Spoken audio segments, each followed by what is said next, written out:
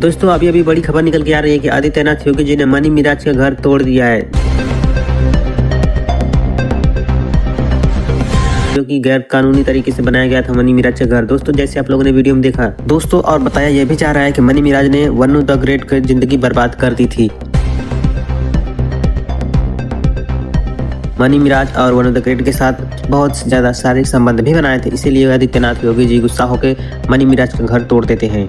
दोस्तों money Miraj वनु the great को पैसे के लालच देके और काम करने का मौका देके इसे झांसे में फंसा के वनु द ग्रेट को साथ शारीरिक संबंध बनाते हैं और उनके साथ शोषण भी करते हैं। और दोस्तों जैसे मनी मिराज का सच सोशल मीडिया के सामने आया, तभी आदित्यनाथ योगी जी ने तनी सा भी देरी नहीं की और मनी मिराज के ऊपर बड़ा एक्शन लिया और मनी मिराज का घर ढा दिया, जैसे दोस्तों आप लोगों ने पहले वीडियो में देखा। दोस्तों और मनी मिराज की टीम की तरफ से वनु द ग्रेट को धमकियां भी मिल रही हैं।